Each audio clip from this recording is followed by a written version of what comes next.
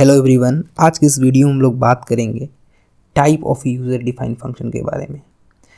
तो मेनली 4 तरह के यूज़र डिफाइंड फंक्शन होते हैं सी प्रोग्रामिंग लैंग्वेज में या कोई भी प्रोग्रामिंग लैंग्वेज में, लेकिन आज हम केवल और केवल 2 टाइप के यूज़र डिफाइंड फंक्शन के बारे में जानने वाले हैं। सबसे पहला है no argument pass and no return value, यानी एक ऐसा फंक्शन जो न तो कोई आर्ग्यूमेंट लेगा और ना ही कोई वैल्यू रिटर्न करेगा। हम लोगों ने पिछला वीडियो में देख रखा है कि फंक्शन क्या होते हैं, फंक्शन कैसे बनाए जाते हैं और फंक्शन क्यों यूज़ किया जाता है। तो अगर आपने इस वीडियो को नहीं देखा तो यार उस पिछले वीडियो को जाकर देखो और उनसे समझो कि फंक्शन क्या होता है। तो आज हम केवल 2 एग्जाम्पल के बारे में बात करेंगे। जो मेरा पहला एग्जाम्पल है वो no argument pass and no return value. तो सबसे पहले हम एग्जाम्पल से देख लेते हैं।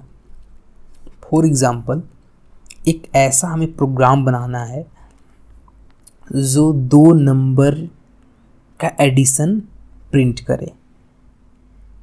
तो एक तरीका तो वो है कि हम मेन फंक्शन में सारे कोड को लिखें और उससे में एडिशन का प्रोग्राम बना दें, लेकिन हमें ऐसा प्रोग्राम का फंक्शन बनाना है। अगर हमें इस तरीके का फंक्शन बनाना होता है, सबसे पहले रिक्वायरमेंट ये होती है कि हमें वैल्यू चाहिए, क्योंकि जब तक हम वैल्यू नहीं यूजर से लेंगे तब तक हम एडिशन का प्रोग्राम बनाएंगे कैसे।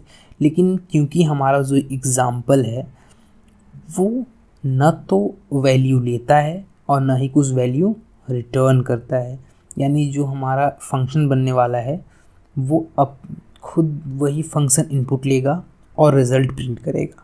तो यहाँ पे हम एक फंक्शन बना लेते हैं, void add, सिंपल रखते हैं इस फंक्शन को।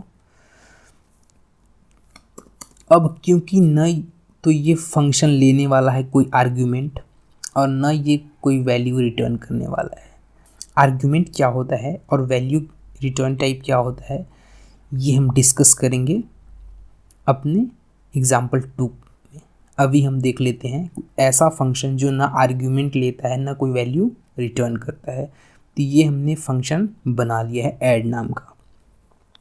तो अब हमें क्योंकि ऐड करना है सबसे पहले 2 वैल्यू की ज़रूरत होगी। तो जो हमें वैल्यू लेना हो तो हमें पहले एक मैसेज देना होगा यूज़र को, ताकि यूज़र उस मैसेज को देखे और वैल्यू इनपुट करे। तो मैं सबसे पहले प्रिंटफ स्कैनफ से यूज़र से वैल्यू ले लेता हूँ यहाँ पे।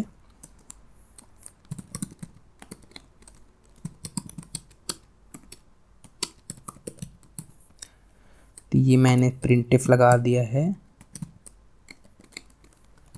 %d। अब हमें वेरिएबल चाहिए होगा, क्योंकि जो वैल्यू हम रखने वाले हैं वो कहीं ना कहीं कोई वेरिएबल में स्टोर होगा।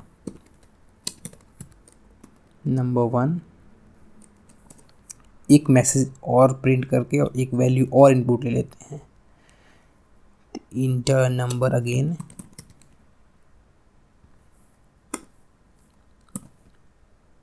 तो ये स्कैनफ नंबर 2 में वैल्यू इनपुट करेगा। अब क्योंकि हमें ना तो कोई आर्ग्यूमेंट लेना है और ना ही कोई वैल्यू रिटर्न करना है, तो सिंपली हमें प्रिंट कर देना है। तो एक रिज़ल्ट नाम का भी मैंने वेरिएबल यहाँ पे ले रहा हूँ।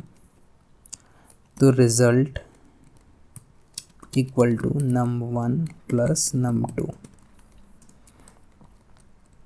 प्रिंटफ %d एंड रिज़ल्ट की वैल्यू मैंने प्रिंट करा दिया। तो अब ये हमारा फंक्शन बन के तैयार हो चुका है। अब जैसे ये फंक्शन कॉल होगा तब ये एडिशन का प्रोग्राम यहाँ पे रन होना स्टार्ट होगा और ये यूज़र को मैसेज प्रिंट होगा, यूज़र इनपुट देगा। वैसे ही सेकंड नंबर भी यूज़र इनपुट देगा, देन ये एडिशन का ऑपरेशन परफॉर्म होगा और देन रिज़ल्ट प्रिंट हो जाएगा। हम जानते हैं कि प्रोग्राम का एग्जीक्यूशन मेन फंक्शन से स्टार्ट होता है, तो हम सबसे पहले मेन फंक्शन अपना बना लेते हैं ताकि हम ये ऐड जो फंक्शन है वहाँ से रन कर सकें। तो मैंने यहाँ पे मेन फंक्शन बना लिया है और ऐड फंक्शन को कॉल करने वाला हूँ। ये ऐड फंक्शन हमने कॉल कर दिया है। अब मैं इस प्रोग्राम को रन कराता हूँ। यहाँ पे ये वार्निंग आ रहा है क्योंकि जो ये हेडर फाइल है ये मैंने नीचे इंक्लूड किया है।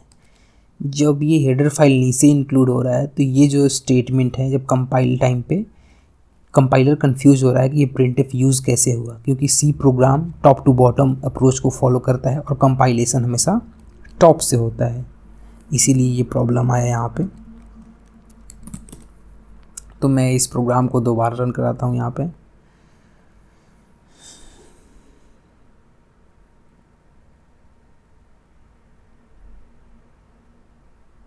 जैसा कि आप देख सकते हैं इंटर नंबर आ गया, यानी मेरा मेन फंक्शन एग्जीक्यूट होना स्टार्ट हुआ और ये ऐड फंक्शन कॉल हुआ, कंट्रोल ऐड फंक्शन के पास आ गया है।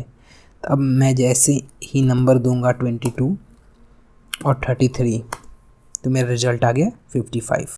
ये फंक्शन अपना टास्क परफॉर्म कर चुका है। तो ऐसे ही हम no argument no return type का फंक्शन बनाते हैं। ये एक तरह का फंक्शन होता है जो न तो कोई आर्ग्यूमेंट लेता है और न ही कोई वैल्यू रिटर्न करता है। जैसा कि आप देख सकते हैं कि न तो ये कोई आर्ग्यूमेंट लेता है, यहाँ पे ले रहा है ना कोई आर्ग्यूमेंट, न इसमें हमने रिटर्न स्टेटमेंट लिखा है कि कोई वैल्यू रिटर्न हो।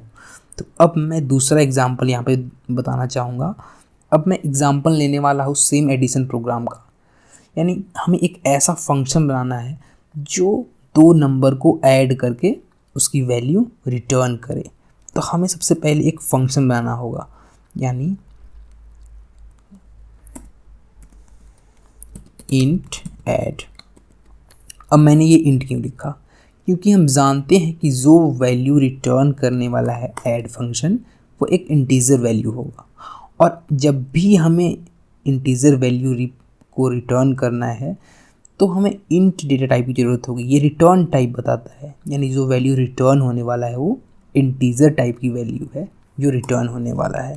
तो अब मैं सिंप्लिसिटी के लिए इसी कोड को कॉपी कर लेता हूँ, क्योंकि हम जानते हैं कि ये जो कोड है वो एडिशन का ऑपरेशन परफॉर्म कर रहा है। तो अब मैं ये अनकमेंट कर दिया मैंने। रिज़ल्ट नाम का वेरिएबल जो है वो कंटेन किया हुआ है दो नंबर का एडिशन।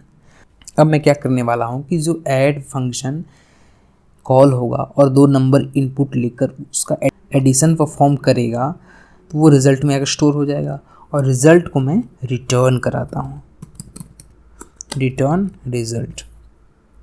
इससे क्या होगा, जब ये दो नंबर का एडिशन हो जाएगा तो जो एडिशन का रिज़ल्ट आएगा वो रिज़ल्ट नाम का वेरिएबल में स्टोर होगा, और मैंने रिज़ल्ट को रिटर्न कर दिया।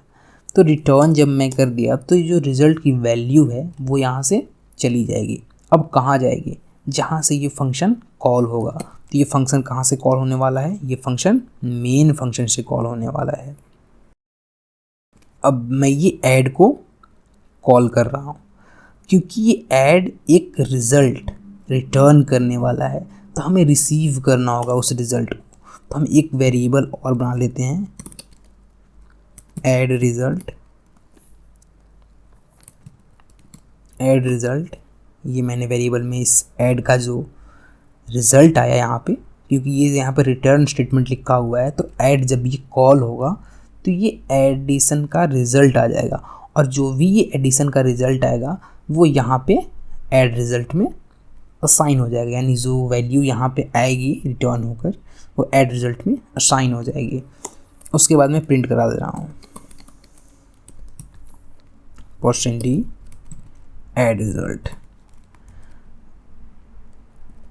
अब मैं सबसे पहले इस कोड को रन करके देखना चाहूँगा कि क्या एडिशन जो है वो रिटर्न हो रहा है, और जो एडिशन रिटर्न हो रहा है वो ऐड रिज़ल्ट वैल्यू में स्टोर हो रहा है, और जो ऐड रिज़ल्ट वैल्यू में है वो वैल्यू हम प्रिंट करा के देखना चाहेंगे। और जैसा कि आप देख सकते हैं इंटर नंबर, यानी ये प्रोग्राम रन हो चुका है और ये प्रिंटफ एग्जीक्यूट हुआ ये लाइन, और ये इंटर नंबर स्कैनफ वेट कर रहा है यूज़र इनपुट के लिए। अब मैं देता हूँ 66 एंड 44, तो बिल्कुल ये रिजल्ट रिटर्न हो रहा है, यानी जो 66 और 44 जो नंबर ऐड हुआ यहाँ पे वो रिज़ल्ट वेरिएबल में असाइन हुआ और ये रिज़ल्ट रिटर्न हो रहा है। और जब रिज़ल्ट रिटर्न होता है तो वही रिटर्न होता है जहाँ से फंक्शन कॉल होता है। तो ये मैंने ऐड फंक्शन यहाँ पे कॉल किया था, तो जो रिजल्ट आया वो ये ऐड फंक्शन की जगह पे रिप्लेस हो जाएगा। यानी जो रिजल्ट आया यानी 110 वो ऐसे होगा जब प्रोग्राम रन होगा या एग्जीक्यूट होगा तो। और ये जो रिज़ल्ट इस वेरिएबल में रखा मैंने वो अभी यहाँ पे मैंने प्रिंट करा के आपको दिखा दिया, जो यहाँ पे प्रिंट हो चुका है। तो ये होता है return value, no argument pass but return value. यहाँ पे मैंने कोई भी आर्ग्यूमेंट पास नहीं किया, यहाँ पे मैंने कोई भी आर्ग्यूमेंट पास नहीं किया, मैंने यूज़र से इस फंक्शन में इनपुट लिया और वैल्यू को रिटर्न कर दिया।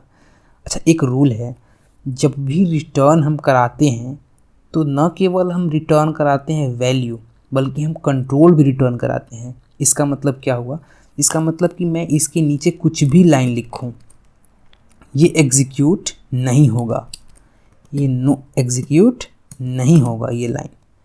यानी जब रिटर्न स्टेटमेंट चलता है तो ये रिज़ल्ट की वेरिएबल की वैल्यू ही नहीं रिटर्न होती बल्कि कंट्रोल भी रिटर्न होता है। यानी जैसे ही हर लाइन एग्जीक्यूट होगा तो कंट्रोल यहाँ पे आएगा, जो रिज़ल्ट वेरिएबल है उसमें रिज़ल्ट आ जाएगी, और जो रिटर्न स्टेटमेंट चलेगा यहाँ पे तो ये कंट्रोल भी रिटर्न हो जाएगा। यानी कंट्रोल प्रोग्राम का यहाँ पे आ जाएगा और यहाँ पे कंट्रोल आने के बाद ये इसके नीचे का जो भी लाइन होगा वो प्रिंट होना एग्जीक्यूट होना स्टार्ट हो जाएगा।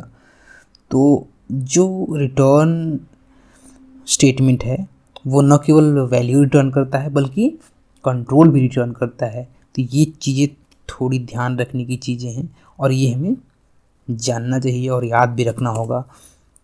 अब मैं इस प्रोग्राम को रन करा के देख लेता हूँ कि क्या ये नो EXET है वो रिटर्न होता है या नहीं होता। यहाँ पे मैं प्रोग्राम को रन कराता हूँ और देखते हैं कि क्या ये प्रिंटफ स्टेटमेंट एग्जीक्यूट हो पाता है। तो ये मैंने प्रोग्राम को रन कर दिया है।